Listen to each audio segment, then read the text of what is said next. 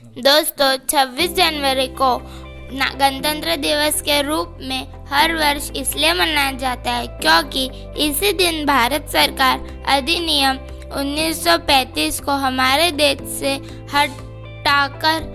26 जनवरी 1950 को देश का संविधान लागू करने का दिन चुना गया और यह दिवस हर साल गणतंत्र दिवस के रूप में मनाया जाने लगा। हमें गर्व है कि हम इस गणतांत्रिक देश के निवासी हैं, जिसे सरल शब्दों में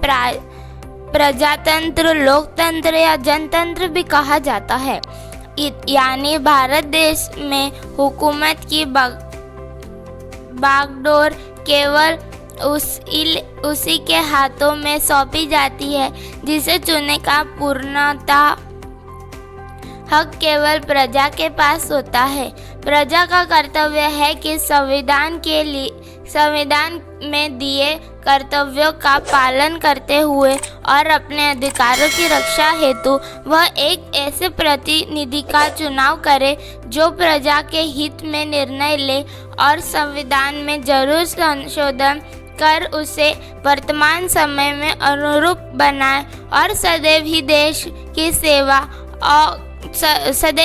की सेवा को प्राथमिकता दे। हमारे देश में हर वर्ष गणतंत्र दिवस समारोह को बड़ी ही धूमधाम से पूरे देशवासियों द्वारा बिना किसी भेदभाव के मनाया जाता है। आयोजन समारोह में हर वर्ष मुख्य अतिथि को भी आमंत्रित किया जाता है। गणतंत्र दिवस के अवसर पर प्रधानमंत्री, राष्ट्रपति, नेता व देश के सभी नागरिक दिल्ली में इंडिया गेट में हो रहे आयोजन समारोह को देखने हेतु शामिल होते हैं। इस अवसर पर प्रधानमंत्री द्वारा अमर जवान ज्योति पर पुष्प चढ़ाकर देश के सभी वीर सपूतों को बलिदानों को याद कर उन्हें श्रद्धांजलि अर्पित की जाती है,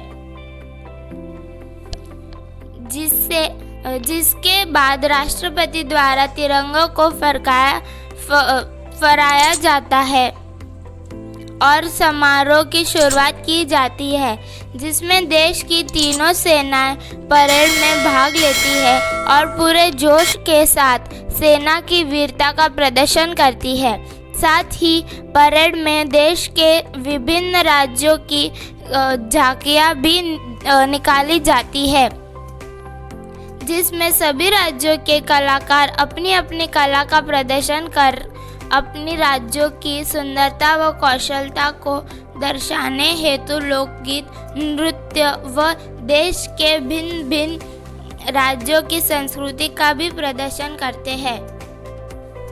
प्यारे दोस्तों, आज यदि हम गर्व से अपने देश को पूरी तरह आज़ाद कर सकते हैं और देश में खुशी और उल्लास से गणतंत्र दिवस मना रहे हैं, तो इसके पीछे देश को पूर्ण स्वराज दिलवाने वाले महात्मा गांधी, सरदार वल्लभ भाई पटेल, सुभाष चंद्र बोस, जवाहरलाल नेहरू, भगत सिंह, लाला लाजपत राय जैसे अनेक स्वतंत्रता सेनानियों को और हमारे देश के वीर जवानों को हमें सदैव याद रखना चाहिए, क्योंकि आज उन्हीं के ही संघर्ष और परिश्रम से हम आज़ादी की जिंदगी जी पा रहे हैं। यदि हम भी उन्हीं वीर सेनानियों की तरह ही देश के प्रति समर्पित होकर देश में एकता को बनाए रखें और उनकी वीर गाथा से प्रेरित होकर देश के प्रति अपने कर्तव्यों को समझेंगे,